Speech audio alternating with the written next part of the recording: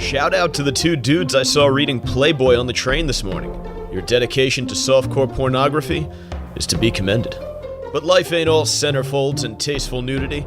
Sometimes you just need to listen to a good old-fashioned podcast. Good thing there's a fresh episode of the Savage Sack Tap starting right now. You're listening to the Savage Sack Tap. It's not a podcast, it's not a half-cast, it's just a quick shot to the balls to help you finish off the week. We're cutting through the bullshit, filling your Friday with rage-fueled logic, and cracking a few jokes along the way. So grab a bag of frozen peas. There's a Savage Sack Tap coming your way. Smooth, lascivious, salacious, outrageous. Oi, good day, you fucks.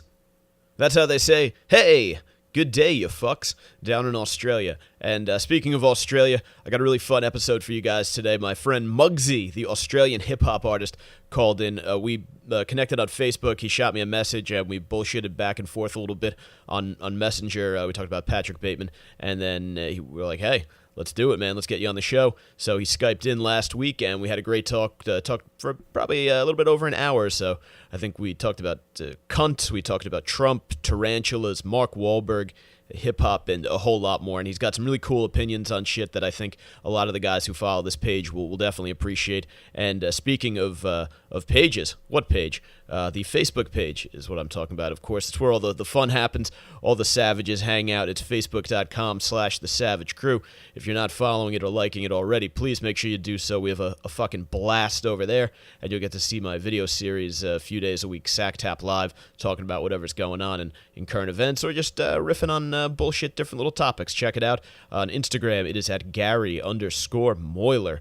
Also the Savage Crew you can search for. And on Twitter, I am at Mike Montone, Michael Von Stroke, as they say. So check those out. And please, if you're following us on all the social accounts, tell like a friend or three. Well, we could really use it. We do mostly organic growth here, not really big on paying for Facebook ads because I think they're kind of bullshit. But anyway, yeah, please tag your people, because the best way for us to grow this bad boy is to have like-minded people share it with each other. So if you like what you're hearing, if you enjoy the Savage Sack Tap, if you enjoy the Savage Crew in general, please tag a few friends, and let's get this bad boy fucking booming. Yeah. All right. Without no further ado, here's my man, Rain Brady, Mugzy, the rapper, Australia. Let's do it. Here we go. Yo, what's good, man? Can you hear me? Hey, what's happening, man? Can you hear me? Yeah, man. How you doing? Perfect. All right. What's up, dude? My real name's Mike, by the way, not Gary. That's just a fuck around account I use for the podcast. Haha, what's up, Mike? Yeah, kind of like Michael Jordan sort of thing, man. Yeah, except much shorter and much whiter. Yeah, man.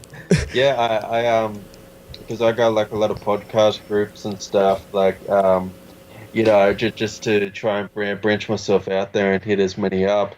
Yeah, I came across you, man, because of the American Psycho thing, and I was like, man, I gotta hit this guy up and like have a good chat and stuff, because that was a dope movie, man. Like it's like one of the best movies I've seen, man, so far. Dude, Patrick, yeah. Patrick Bateman speaks to me like no other fucking movie character ever.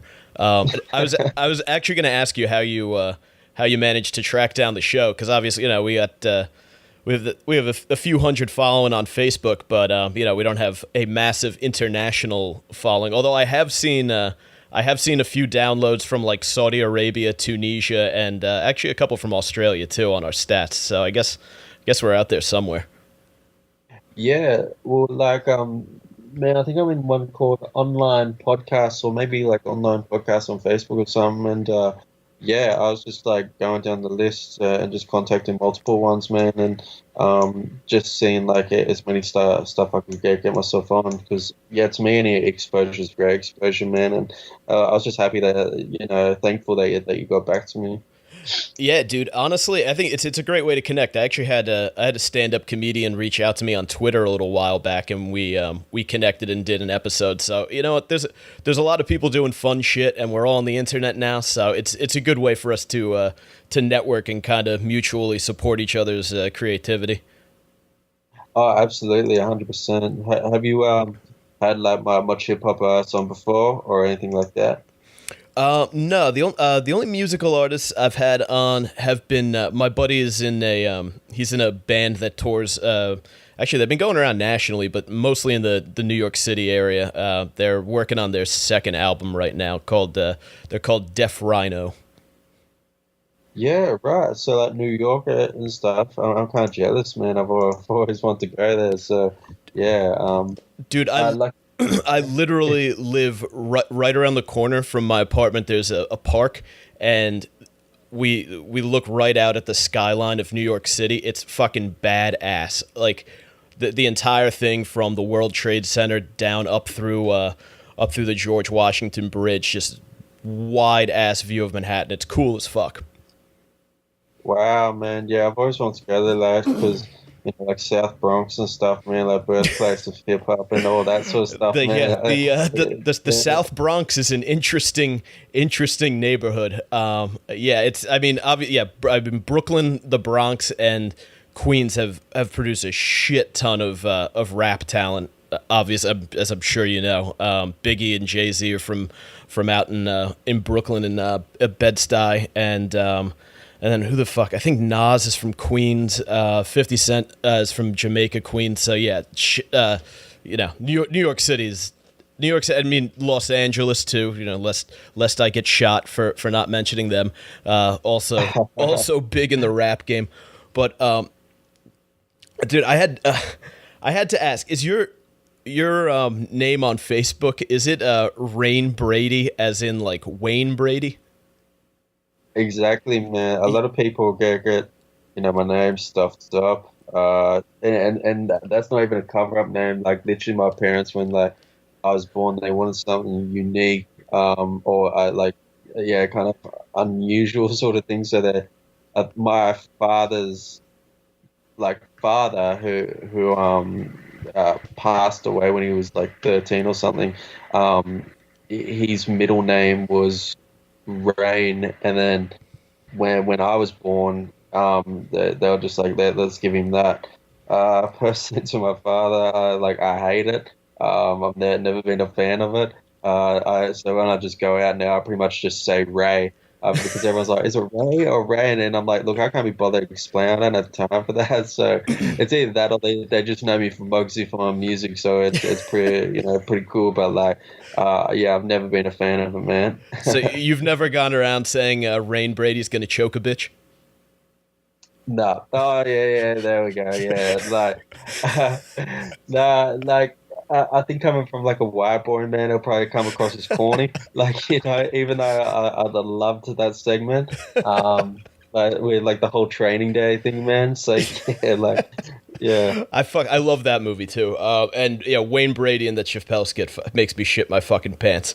Dude. It was great, man. I think my favorite, obviously, was the Charlie Murphy thing. So I was shocked when he died. Oh, dude, yeah, Charlie Murphy was fucking hilarious. He got like a late start too. I don't think he started doing stand up or anything like that until he was like in his 40s or something. They said he didn't get on stage until super late. Yeah, man. Like I recently just finished his bio, like his book that he brought out before he died, and man, like some of the stories he's got in it, and even though he was Eddie Murphy's brother, he got a lot of slack and shit put on him, man, when he first rocked the stage and stuff. And I was like, wow, that's crazy. Even though you're Beverly Hills Cop's brother, it's kind of just like you still get shit on you, which is crazy. So yeah, he was just such an amazing storyteller as well, man. Like the whole Rick James and Prince and stuff, man. You just can't go wrong with it. Dude, yeah. Shirts versus blouses might be the greatest basketball game ever played. Yeah, high heels and everything. Yeah.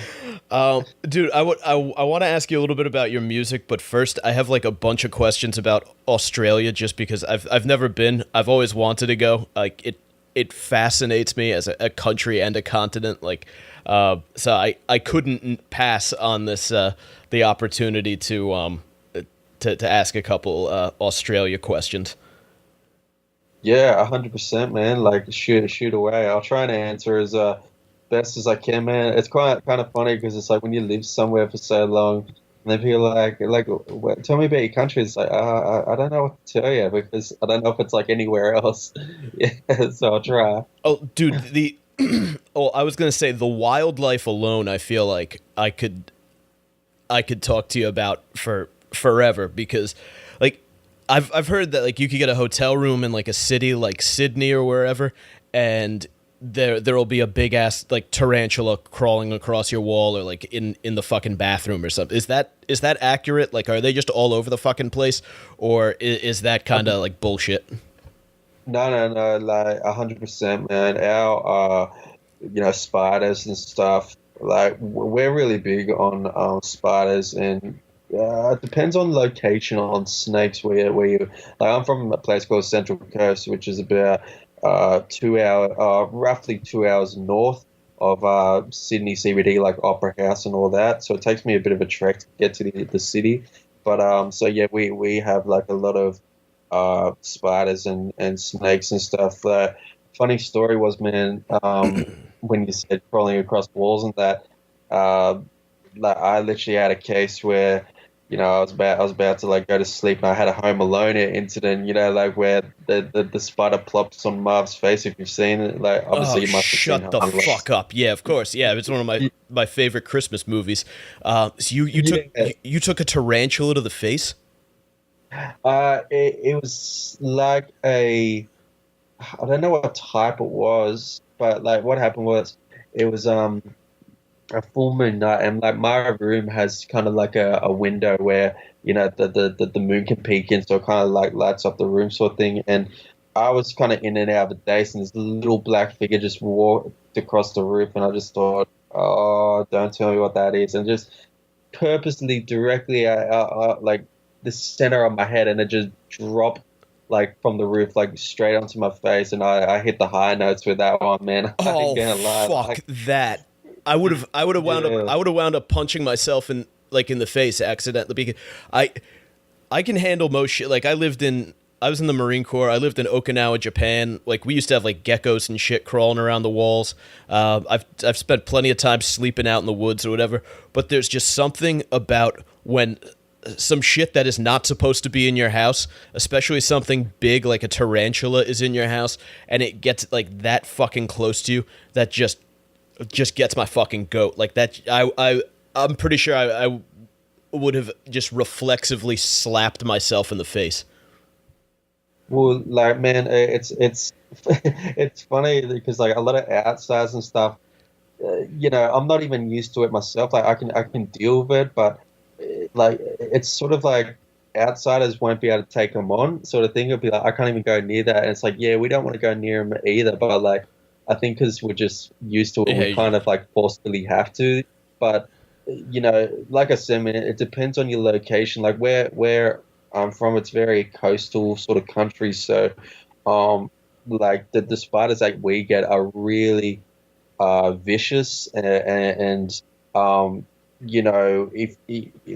if like you use your shoe or like spray to like kill them, they start like lunging at you, like literally jumping in midair to try and like get on you. They And attack.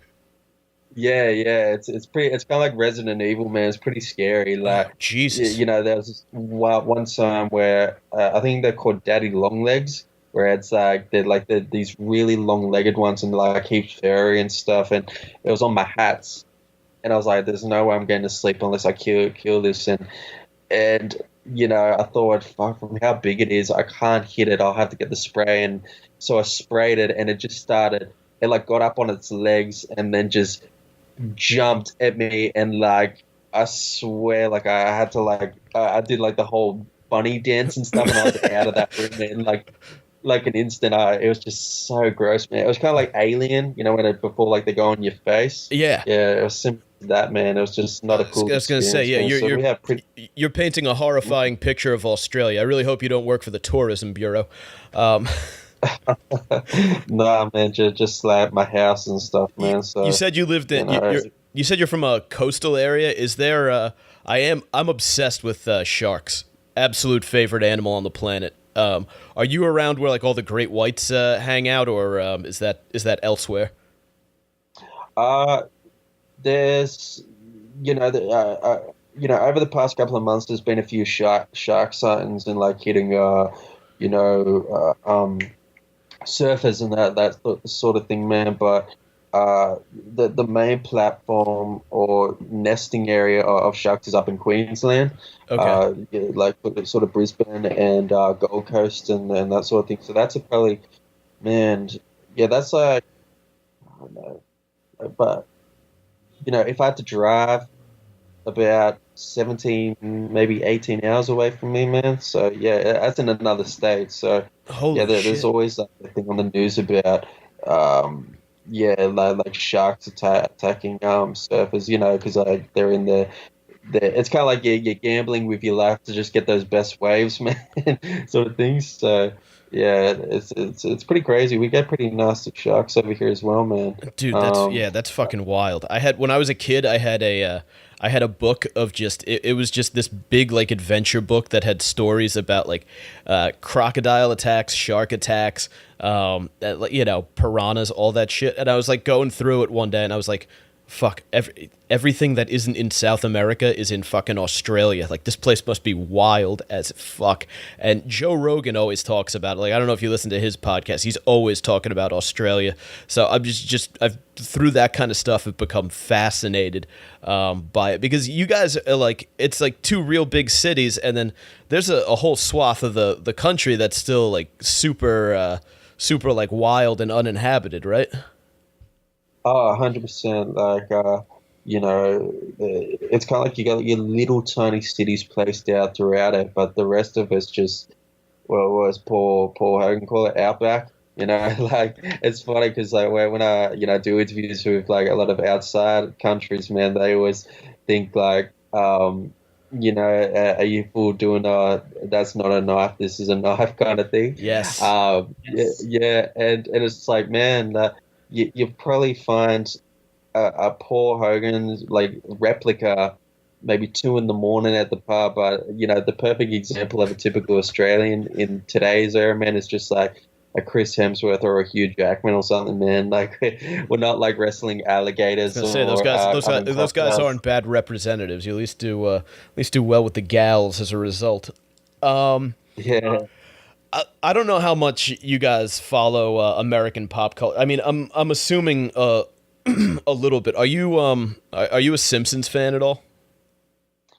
I've been flicking it on and off, man. I obviously, like, as a kid, I used to watch it all the time, and I just flicked it back on recently, and I never realized how good some of the comedy is in it. It's like, it's pure gold. Oh, it's like, amazing. Yeah, you appreciate it in like a totally different way when you watch it as an adult. Yeah, I grew up watching it, and then I'm a huge Family Guy fan, so I kind of went down that route when they came along. But I've gotten back into The Simpsons over the past year or two, and it's brilliant. Like, the writing is super fucking smart. So have you heard about this whole like uproar that they're having over Apu? I thought my mum was honestly going crazy, man. Like, just she came home like one day and she said, there's a uproar about some Simpsons character, and I said, what are you talking about? And she's like, oh, I know some Indian character that works at like 7-Eleven, and there's been a whole uproar about it. And I said, people just have way too much time on their hands to be worrying about that shit, man. Like, too much fucking time, man. Yeah, the guy was so bothered. He made a fucking documentary about it. Like, that takes like a year to do, more. Probably like 2 years it took to put together a fucking documentary about this, and people have been going fucking crazy, especially over here. It's gotten fucking out of fucking control. They're nuts. They're having a contest now. They want someone to fix The Simpsons, so they're gonna have them rewrite it in a way that makes Apu not offensive, which is weird because if you look at the Apu character, and you're just talking about how intelligently the show's written. He's a successful small business owner. He's by far, a healthier, smarter, better person than like everybody in Springfield.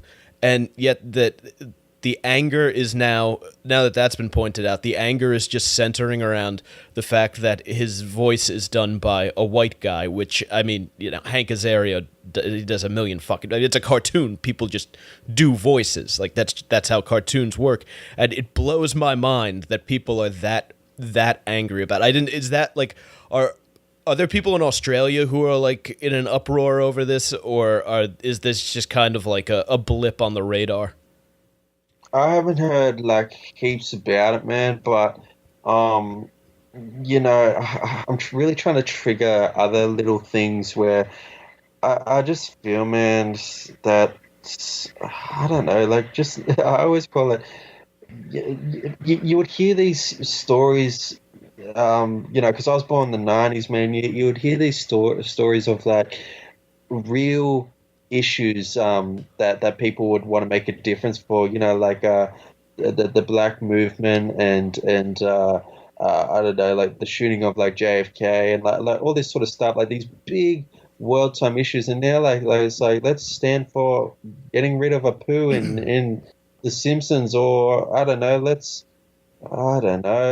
Yeah, we just had a girl over here was getting yelled at on Twitter by some Asian American guy because she wore it was like a Chinese inspired prom dress, and she posted it on Instagram, and I guess he got a look at it and started this huge thing about cultural appropriation is like the new thing that everyone in America goes nuts about, which is ties into Apu. It's like, if you know, you can't do something that belongs to someone else's culture if you're white, because apparently white people have just been stealing from everybody forever, and now they're pissed off at us for it, and we can't have any more fucking fun. So this 17-year-old girl wears a dress with like a Chinese pattern to her senior prom, and she posts a picture of it and spends a week getting fucking torn apart on the internet before people like picked up on it and were like, wait a minute.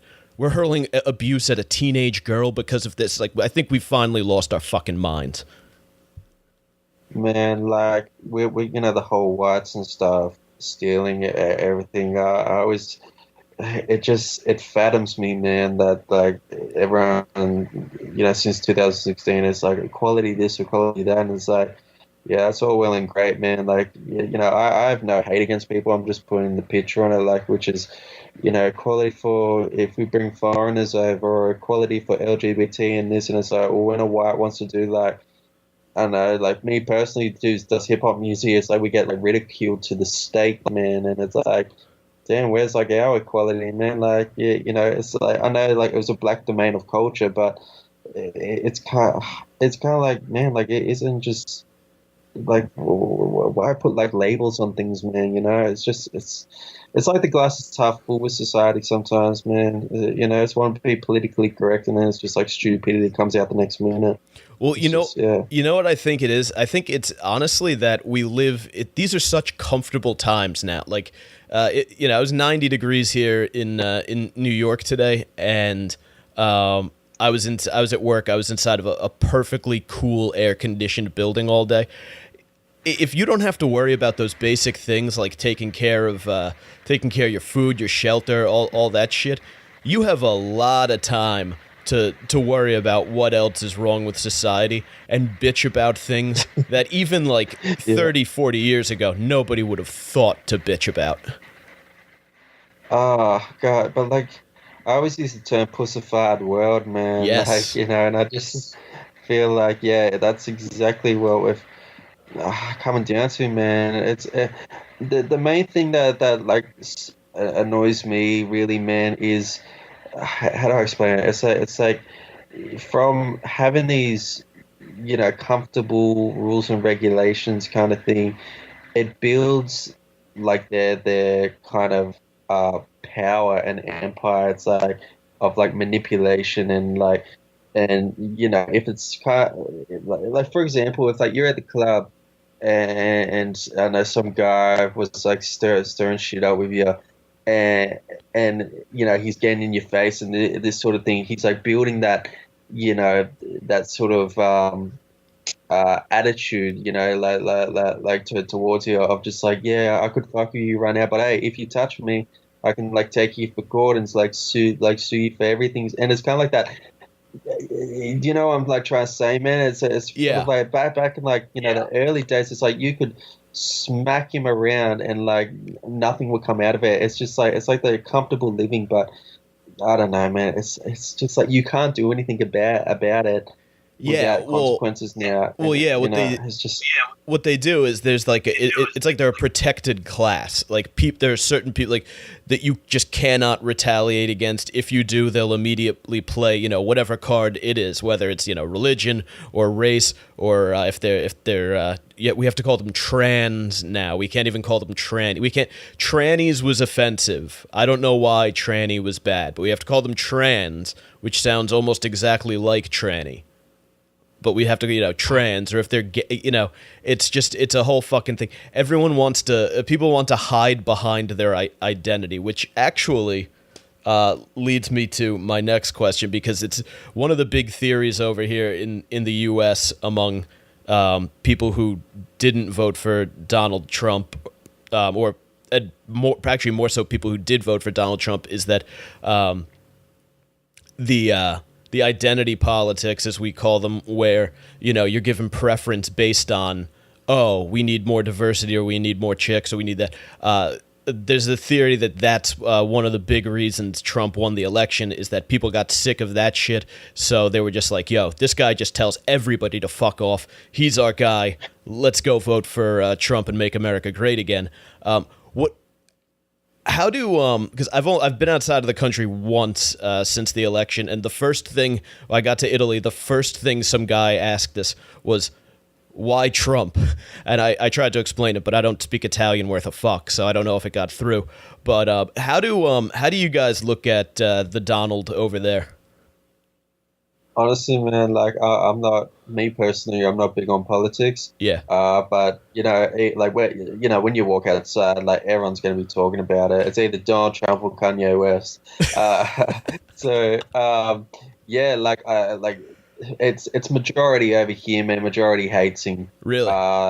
Yeah, like just that, they can't stand it. He's not an equal rights, he's sexist, all this sort of stuff. Me personally, man, like I don't know much about it, but I get crucified to the stake when I say I kind of like him. I think he's I don't know. I feel like he's very forward, of course, but it's kind of like the generation that I was from, of just like saying whatever you said like on your mind, and just don't give like a fuck about the rules and the regulations, and just whoever you piss off kind of thing. And I really like people like that, man. Kind of like a Damon Dash in a way.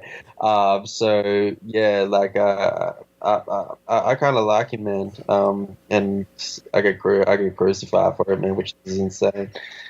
Yeah, man, his attitude definitely resonates with people. Like that was when you would talk to I voted for this guy. His name's Gary Johnson. He's a libertarian. He got like no fucking votes, but he was gonna legalize pot and try to get rid of as many taxes as possible. So I was like, yeah, I like this motherfucker. But with Trump, like almost all of the people that voted for him said he's not full of shit like the rest of them. Like Hillary Clinton, I think whether you were in favor of her policies or not, just came off as so overwhelmingly full of shit. Like even when they were debating and she would be beating him in a debate on like facts and stuff, her presence was awful. Like there's just no, like if I was going to watch her perform, I would have lost interest immediately, because I'd be like, she is doing nothing to relate to these people. And that might not be the best way to pick a president, but we're dealing with you're the American voters they're reality TV fans. You have to know that going in, and you got to try to appeal to them in some manner like that. She ignored and pretty much badmouthed like she referred to pretty much the entire like working class center of the United States as a basket of deplorables, and then didn't even go out and campaign in those states. And it was amazing watching people here in New York the shock when she lost, because she spent just so much time hanging out in fucking Brooklyn at Lena Dunham's house, trying to raise money and kiss the right asses, that she literally ignored a huge chunk of the country and then got embarrassed by the fucking guy from The Apprentice. Wow, man. Like, I didn't even know that, man. Like, and that's just, God. And yeah, she wants to run the country. She's doing that shit, man. And like, God, fuck her, honestly. Who does that? Like, I always laugh, like, because I sometimes see all that, stuff like that on the news, and I know it's bad for my country, man. We don't have a president. We've got a prime minister. Yeah. I don't even know the difference, man. But yeah, like a guy called Malcolm Turnbull, and like he's like, oh, Malcolm Turnbull, met up with Donald Trump today or something, and it was funny because people down there be like, oh, that's pretty cool, like, he's getting in touch with Donald Trump, and I said, forget about him, and they're like, what, you're not respecting in your own country? And I'm just like, look, Malcolm Turnbull to Donald Trump is like a friend request that you kept pending on Facebook. Like, he's nothing, what can he do? And they're just like, look, he's probably doing something else. And no, he's just that, that inbox that you never get back to. Like, that's Malcolm Turnbull. Yeah, you don't even you see it come in and you don't even open it because you don't want the read receipt to go back. Exactly, man. So yeah, I don't know much about politics, man, but like sometimes when it comes on, I love to crack my little jokes and like laugh about, man. The only thing, I had this massive talk with one of my like close friends, man, and what was it?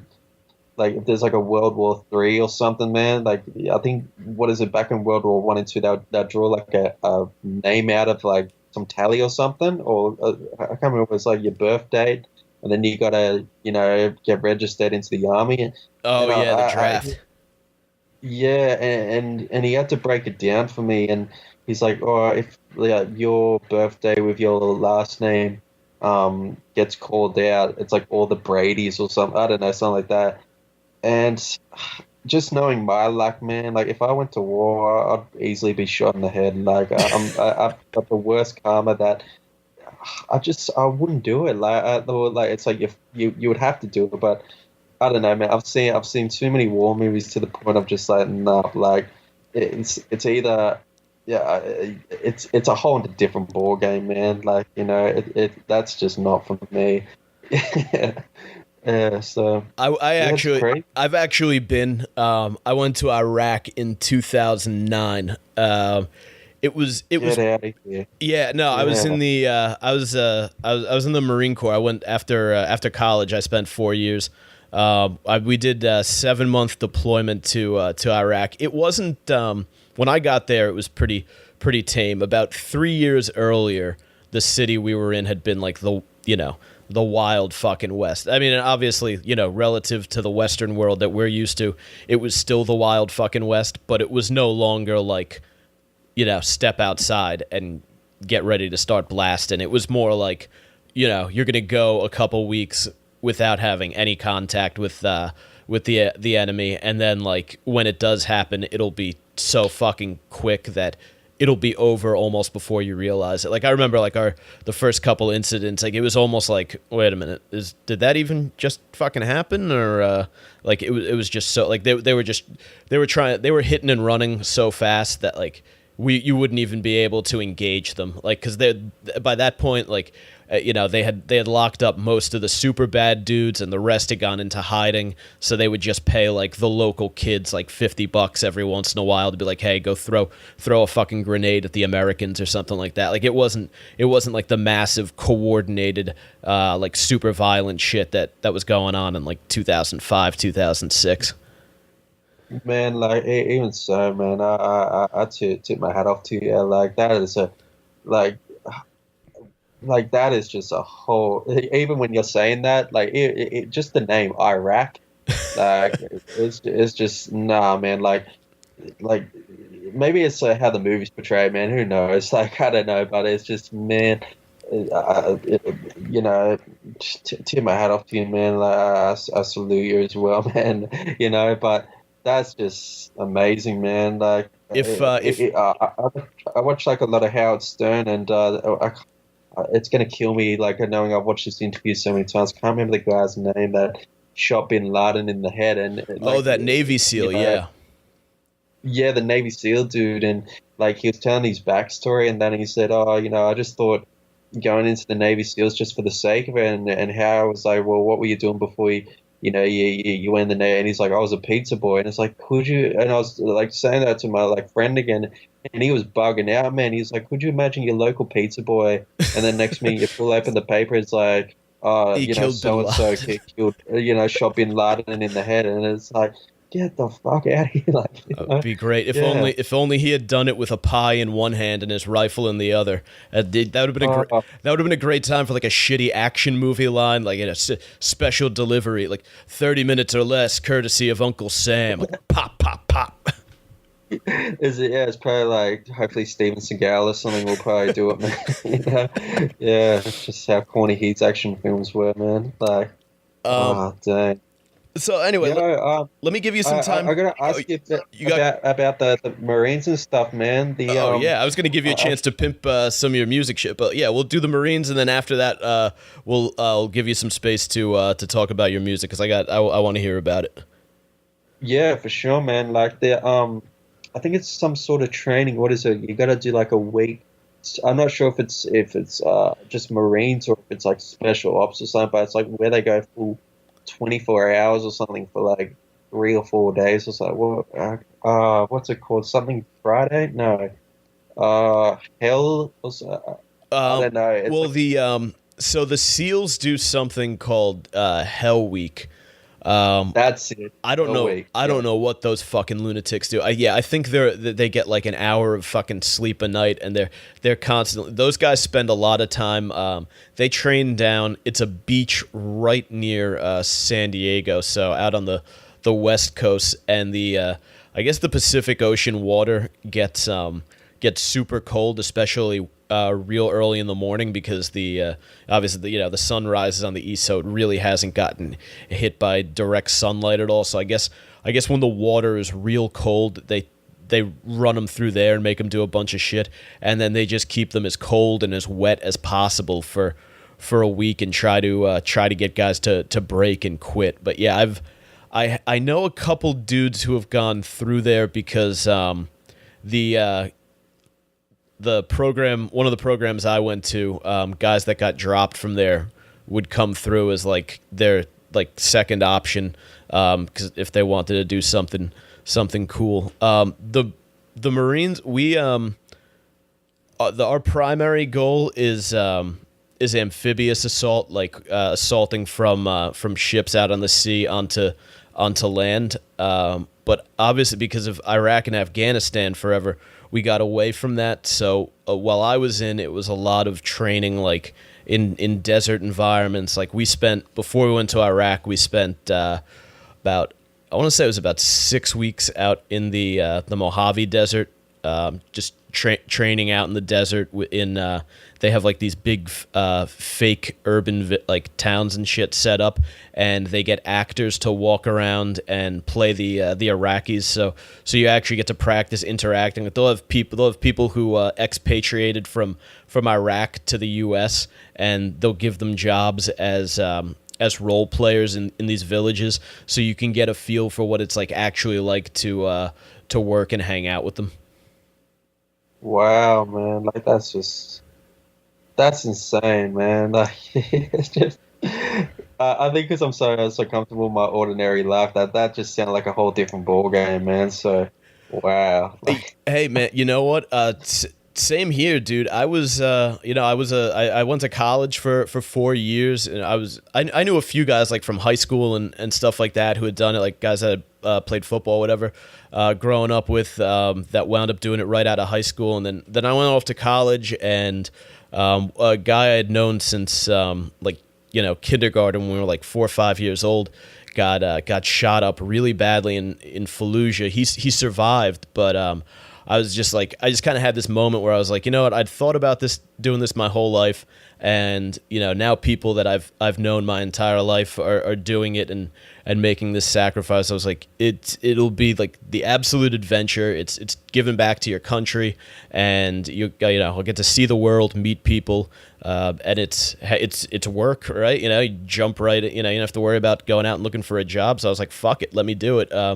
Like I said, I live right across the river from New York, and I work right down the street from the World Trade Center. So there's that's just a constant reminder of what went on down there. Obviously, we had ourselves a pretty shitty day here back in 2001. So for us up in this area, you get a lot of people who were like teenagers during the September 11th attacks. That it was almost like you got to a point where you're like, why the fuck wouldn't I? Like, this is your chance to get your fucking cracks back at those motherfuckers. So you're just like, yeah, let's do it. Oh, 100%, man. Like, that was, like, absolutely insane. It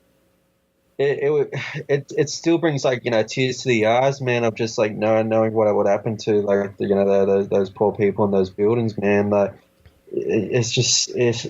could you honestly imagine, like putting a light-headed spin on it, that, like, if you took a sickie that day? Like, man, just... Yeah, the one thing that always stands out in my head from that day is are the images of people who wound up jumping from the top floors because they were trapped by the fire, and they decided that was a better option. And if you go online, it's a morbid thing to see, but every year around 9/11, you're guaranteed to come across them. I mean, you can Google search it if you want, but like, there are a lot of pictures of people either leaning out the window getting ready to jump, or people in midair having just jumped, and there are people who are down at the bottom, firefighters and cops and reporters and stuff, who are talking about there came a point in the morning when bodies just started falling from buildings, and that just, because I mean, it is so against human nature to kill yourself, right? Unless you're severely depressed or terminally ill. The thought of taking your own life is it's anathema to humans. And to have something, to imagine, to waking up on a morning, you go to work and not realizing that in 2.5 hours you're going to be hurling yourself out of the 100th floor of a building is just fucking mind blowing. Exactly, man. Like, that's the same topic that what I talk about. Like, it's like waking up, breathing life into, like, the end of, like, well, not the end of it, like, the start of your day. It's like, it's just a blink of an eye kind of thing. It's just, that's I don't know, man. It's crazy, man. Just fuck 'em, man. Like, fuck the people that didn't. Bin Laden, cunt and shit, man. We use cunt a lot down here. I love that. I think that's fantastic. Yeah. I like to mix it in every once in a while over here. You get you say it in front of the wrong people around here. You can ruffle a few feathers, which actually makes it even better. But yeah, it's not. It doesn't have the same cheekiness that it does when you guys or the Brits say it. Yeah, like, I never use it, man. To be perfectly honest, I hate it. It's just it's for a lot of people on I think you guys over there call it welfare. We call it Centrelink over here. But yeah, like, a lot, or like we call them bogans. Like, it's just like people that just do shit all with their lives and stuff, man. They've always got a chip on their shoulder, and I think I'm gonna start referring to our welfare recipients as bogans. I gotta like that. Yeah, it's like they use kind of like they just be like, oh, fucking cunt, don't like, the government doesn't do nothing for us, and fucking, I'm like, oh, shut the fuck up, like, get a job, like, shit, Yeah, it's Is that is that population made up of? You guys have like, what's the deal with the Aboriginal cultures over there? Like, are they trying to kind of bring them into the fold, or are they left to themselves to just kind of do whatever? Or how's that work? Nah, man, they've made this new thing because I'm so bad at this. Like, that we've got a day called Australia Day, where when Captain Cook came and I guess found Australia. Yeah, we have Columbus Day. Yeah.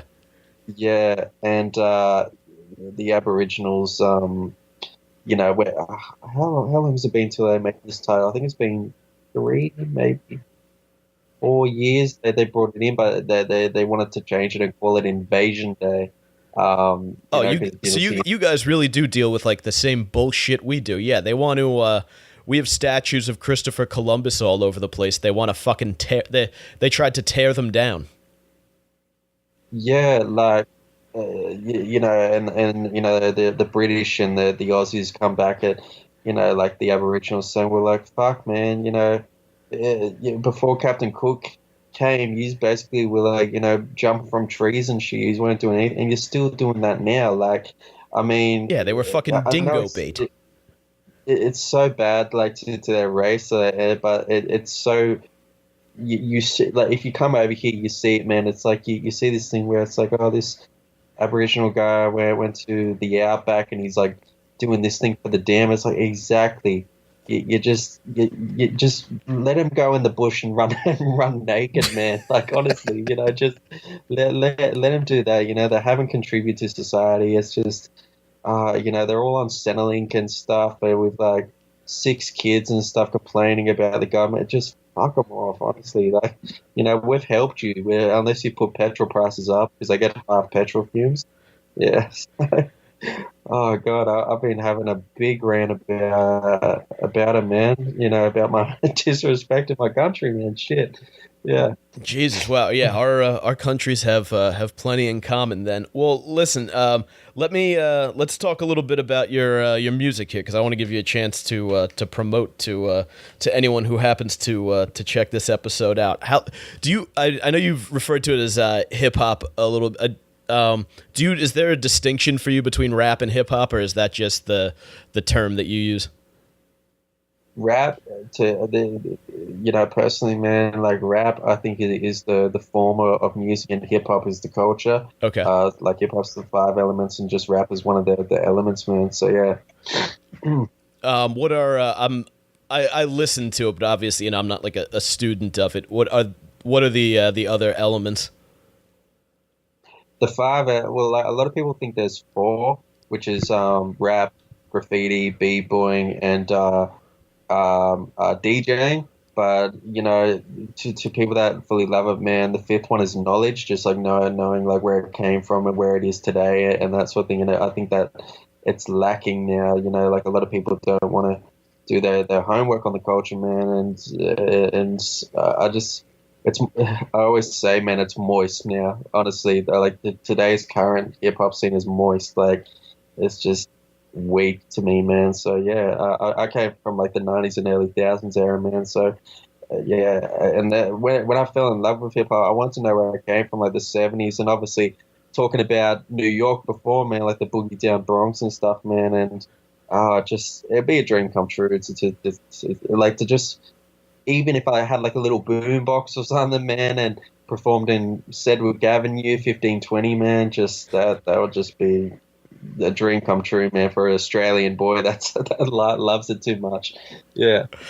Yeah. Well, you go to if you go to the South Bronx and some of the other places where hip hop sort of grew up in the city, you might run into some of our welfare recipients. Yeah, like I heard there's like a tour there or something though, like, so hopefully I don't get shot. Where Grandmaster Kaz like does like, I think I can't remember what it's called. I think it's called Four Element. No, I don't know. He did some tour where he takes you to like South Bronx and Rucker Park and all these like other sort of places which I actually want to go to, because I heard Rucker Park is like one of the best street ball, like, basketball courts in all of America. The Cage. There's one there, and people play. If you want to, I've actually seen plenty of white boys getting in on the games at the one at West 4th Street. There's a cage too. I don't. The games probably aren't nearly as good as in the fucking Bronx, but yeah, I'd say the other neighborhood to definitely see is like I mentioned before, fucking Bed-Stuy, where like Jay-Z and Biggie and all them came up. The neighborhood's it's been gentrified pretty aggressively, so it's not quite as hard and grimy as it was back then. But I mean, the New York City is, it's a we got fucking housing projects and shit everywhere. There's always dudes selling their mixtapes. It's everything you've heard about New York City is New York City. It's wild as fuck. Where when you say like you see some white boys playing, is it white boys that actually get credentials in the world of hip hop, man, or are they wiggers? Oh no, I'm talking about it's a fucking basketball courts. They try to jump in on like games and shoot around. No, we're the wigger thing is that kind of faded here in, I want to say, the late 90s into the 2000s. You know what happened, at least over the last 10 years or so, dance music became really, really big. So people started doing Molly and going to festivals and shit. When I was growing up, though, like I remember in middle school, everyone used to walk around with their pants like sagging halfway down their ass because we saw all the rappers doing it, and like it became to the point where they made a rule at school that we were only allowed to wear our pants to a certain, like if you got caught with your pants sagging, the teachers would come make you hike them up and like put on a belt or something like that. So like the whole wigger thing isn't huge over here. Like we don't really have much of that left. Like we've had white rappers like Eminem was pretty big for a while. There are people who will tell you that they enjoy Macklemore's work. I am not one of them, but they're certainly out there. But yeah, that's otherwise when I listen to rap, I really get into the stuff from when I was like growing up, like Wu-Tang, Dr. Dre, Chronic 2001. I saw a question on I was like Twitter or something like that, or some fucking meme, like you have to pick one rap album to listen to for the rest of your life. I'm pretty sure that would be it. For real, man. Oh, that's a great question. I think mine will probably be Get Rich or Die Trying. Like, okay, every track in that was just insane. That was the soundtrack of my senior year of high school. My buddy got like a bootleg copy of it, and it was when CD burners were big. So I remember we were like burning stacks of them and selling them in the hallway, and like he was like printing off covers and shit. Like he felt like a little fucking gangster selling 50-cent CDs for $5 a pop. Yeah, that was an awesome, God, man. Yeah, like that. They were the days, man. I have to say, like, even though we're across the globe here in Australia, and it's like it's such an Americanized subculture. Yeah, like sadly, when I was 13 and 14, man, just wanting to get into hip hop before like I'm more developed as an artist now that I did the whole wigger phase, man. Like I can't believe I didn't get my head punched in. Like it was, if I could.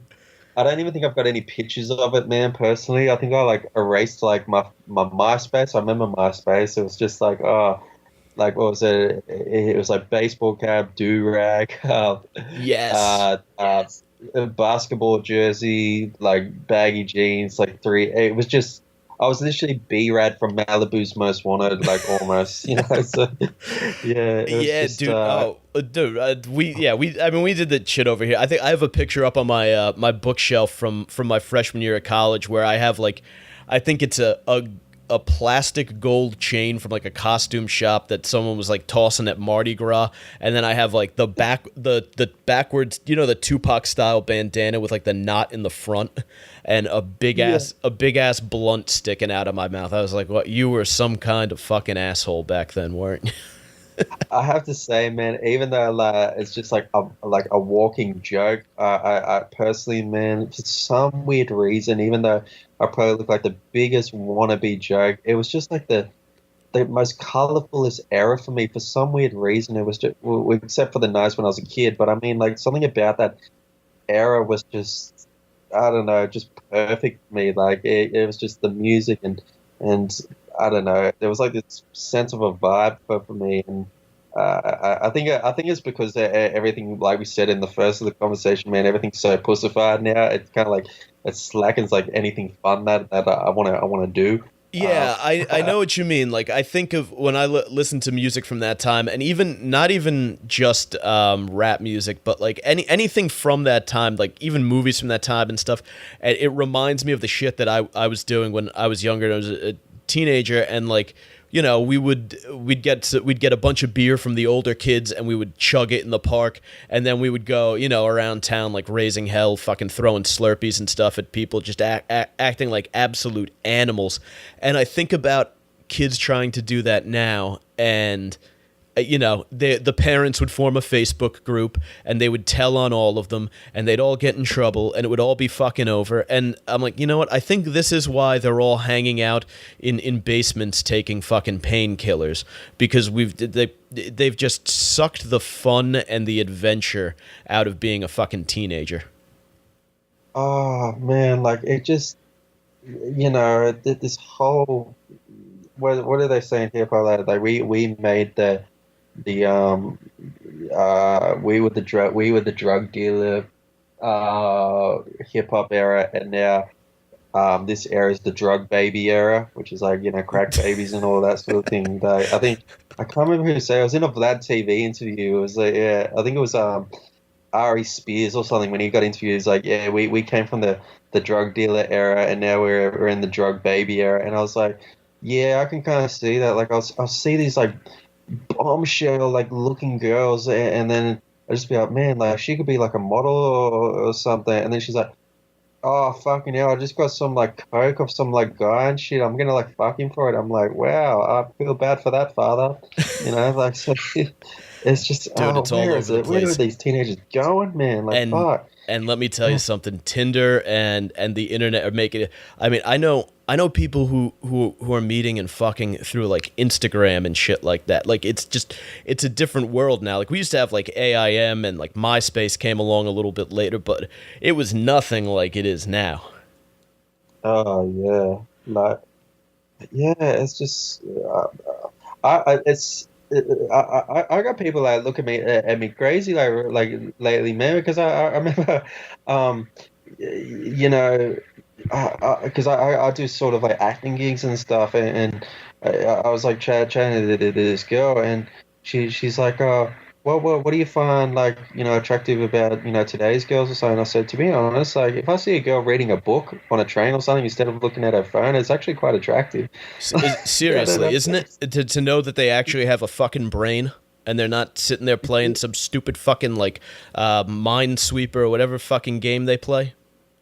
yeah, it's so unusual for you know, 2018 to see that it's unique in a way. Like it's just, yeah, man, it's just like I saw it the other day traveling to the city, and I was just like, that is shame I don't have, like, you know, my phone on me to take a recording of that. Yeah, Yeah. I was on the bus a few weeks ago. I actually talked about this in an episode of the podcast I did, and everyone's got their heads buried in their fucking phone. And this old woman gets on, and she drops a bunch of coins on the ground. I'm looking around. I was the only one that fucking got up and helped her, you know, pick them up for her. There's a father with his like son sitting next to him across from me. The kid couldn't have been older than like, you know, 7 or 8. And the father's got his head buried in the fucking phone, and the kid just watches the entire thing go on. If this had happened in the 1990s, that for the father, there would have been no phone to be buried in. But both the father and the kid, he would have made the kid do it, and he probably would have got up and helped the old woman with the change. Like when I was growing up, that was just a thing that you were taught. Oh yeah, like 100%, man. I think this whole thing about what is it, it's wrong to discipline your kid or something, like Yeah. smack him or something. Like I just, me personally, man, I think this is why kids now are just so, not teenagers, I mean like little kids now are so out of control, and like, you just want to strangle their necks sometimes, man, because it's like it's because, like, yeah, they don't have that discipline. It's like, yeah, against the law to, like, scold a child. Like, man, if I did that, I'd get like the belt or something, man, and it kind of, I guess, whipped me into shape or kind of made me a psycho. Who knows? But yeah, like. The thing that infuriates me, man, is just when you get this kid crying or screaming or chucking things on like a train, or it's hard to do it on an airplane, but it happens sometimes, and you just get the mother or the father and they're just on their phone the whole time, and it's like they're in another world, just like ignoring it. Oh, it's a And it's nightmare. like, oh man, like, it's just like, oh, just let me come in and just like stomp on the kid. I'm a Just give me, criminal, honestly. just look the other way. Give me 5 minutes. Yeah, exactly, man. Like, god damn it. Yeah, just I don't know. It's more like, I like society, I hate society. I don't know. I'm a I grumpy old man. No, Yeah. I hear you, man. I'm probably a couple years older than you, and you're only gonna get grumpier. Trust me.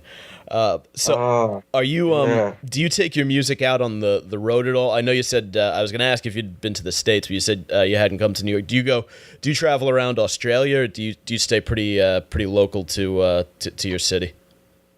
I've I've never been on the road before, man, like to other states, but I've pretty much almost conquered a lot of majority of Sydney with like clubs, bars, and all that sort of stuff, man. So yeah, just surprisingly, I've never been called to do Melbourne or Gold Coast or anything like that, which is a shame. But uh, um, where was I going with this? Oh yeah, I kind of put the gigs on hold for a minute, man, because I've been trying to, write a third album, and I've been getting into a lot of acting work. I got into acting when 2013 hit, and I was doing music for a while, and I thought there's got to be more avenues out there besides music in this entertainment. And then I thought, why don't I just give acting a shot? And I never studied it, never practiced it. And it started with extras roles, and then featured roles, and then main roles in a lot of short films and independent films and stuff over here. So,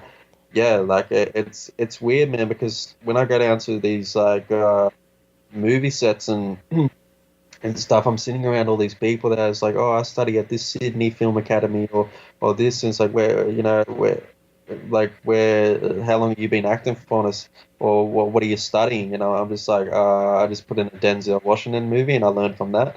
And yeah, it's just, yeah, I feel that, I don't know, man. Like, yeah, maybe the studying works for these guys, like, these big time actors. Who knows? But me personally, man, I feel like I just inhibit what the idols that I look up to, and naturally the director loves it, so I just roll with that, man. So I've had some pretty intimidating roles, man, where it's like, all right, this is completely out of my element, that I really got to put the strains on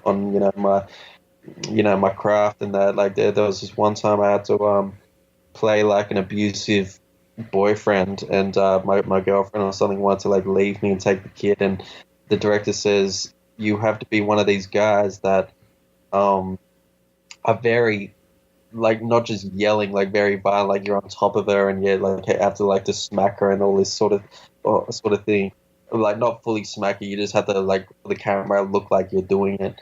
And I was like, fuck, man, like, I don't condone this on no women, like, and Yeah. I just think, yeah, and I, like, in like me having lunch with her and that sort of thing in our break or before it, and, morning coffee, because it was like a whole day shoot. She was such a sweetheart, like, oh, hi, I'm this actress and stuff, I'm playing the girlfriend and that, and she was in the makeup chair getting, the black eye I was and gonna that say, sort yeah, of getting thing. the bruises and the cuts applied.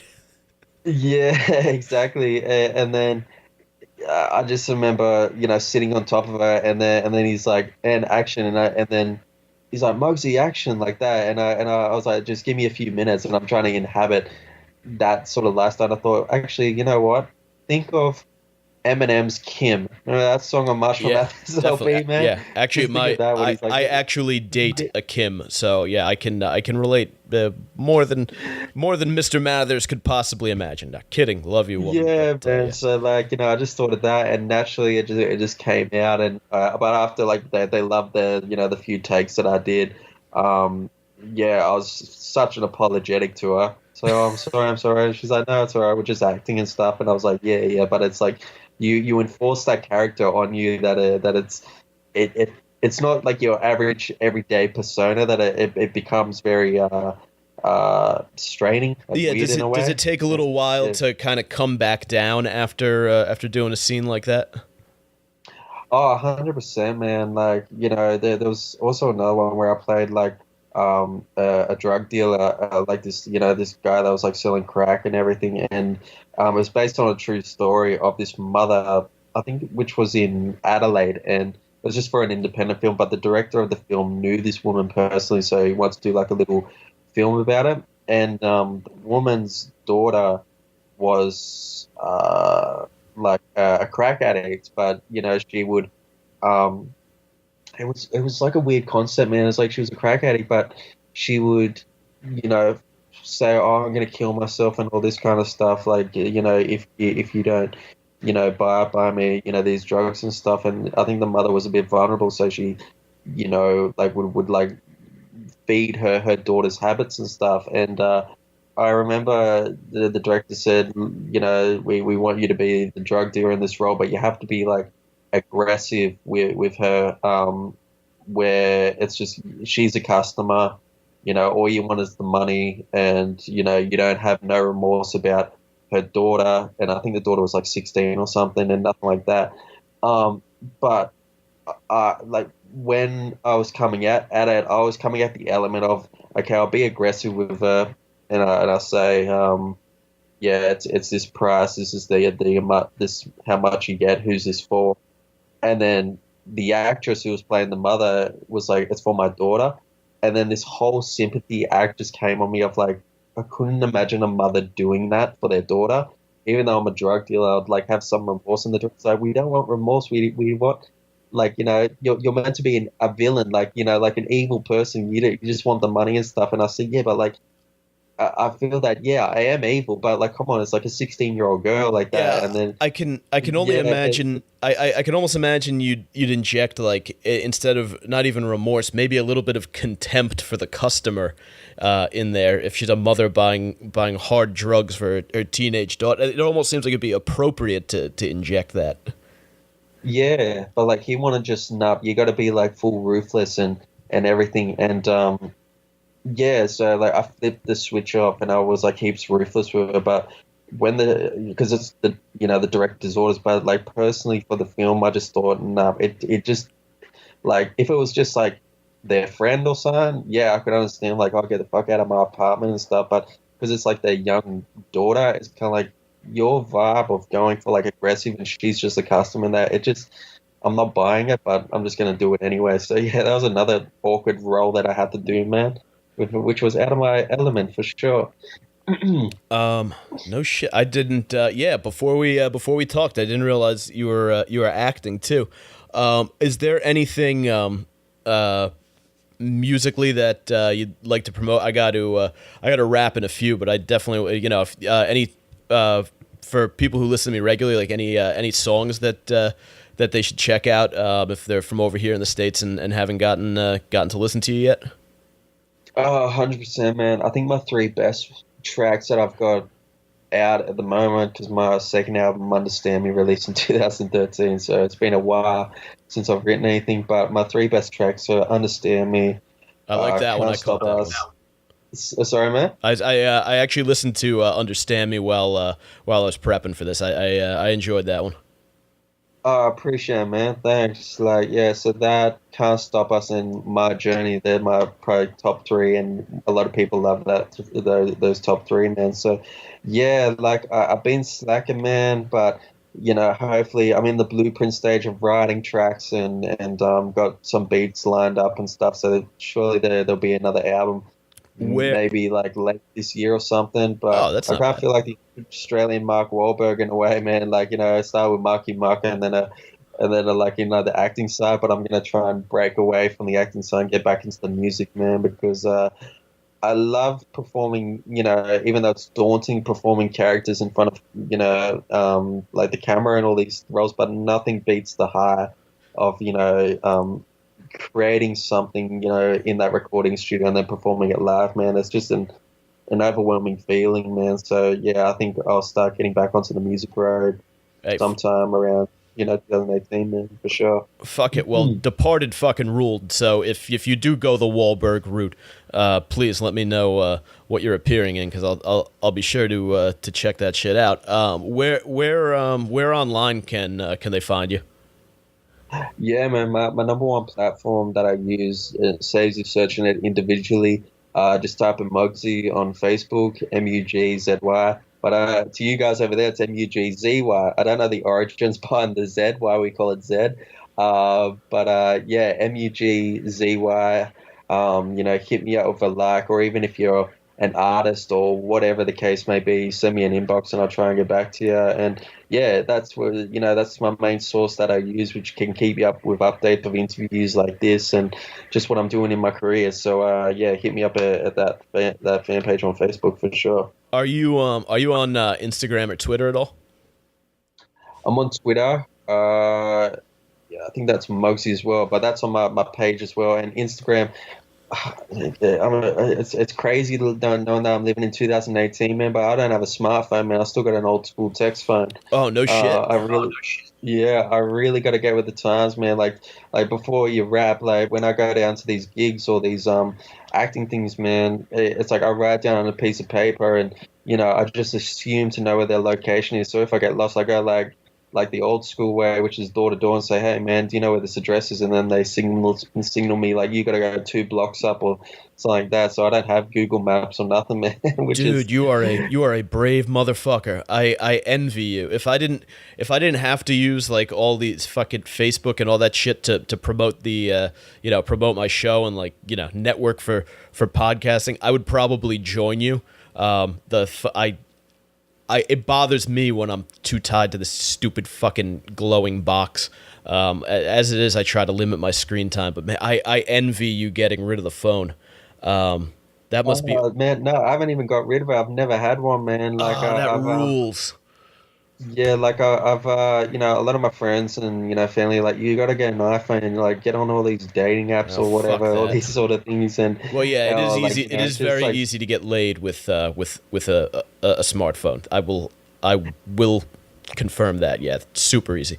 yeah, like it's just me personally with technology, man. I've got this bad feeling I'll get one, and like in your phone shops where they're like, oh, it's easier to set it up and get all your little apps and stuff. I just got this bad feeling, man, knowing that I'll get an iPhone, I'll switch it on, and it's like, oh, do you want to do, like all the all this like technical shit that you got to get through and stuff to get to the actual phone, and I'm gonna easily break it because I don't have patience with technology, man.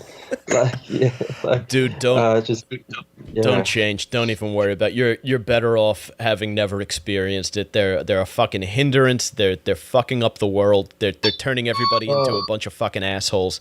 They suck. They're literally good for looking information up very quickly and trying to find anonymous casual sex. With both of which can be overcome with just a little bit of hard work and elbow grease. Listen, I got my roommate's dog starting to cry. I think she's got to go out and take a shit. But great talking to you, man. You are an interesting dude. I appreciate it, man. Yeah, you too. Like that. Thanks for sending this out for me, man. Even though it's 17 hours in front difference, man. But 17 or 15, I think it was. But definitely keep in touch, man. And yeah, you got like another supporter here in Australia, man. The Crocodile Dundee level. So yeah, man. Appreciate it once again. Look, dude, thanks for coming on. Thanks for reaching out. I'll send you a link as soon as this is ready. Usually takes me a couple days to put everything together because I do all my own production and shit. But I had a blast talking. We should definitely do this again in the future because I think there's a million things we could discuss. Oh, 100%, man. Too easy. Yeah, take it easy and like definitely have a good night as well. Most def, man. Be well, brother. Later. Bye. Later.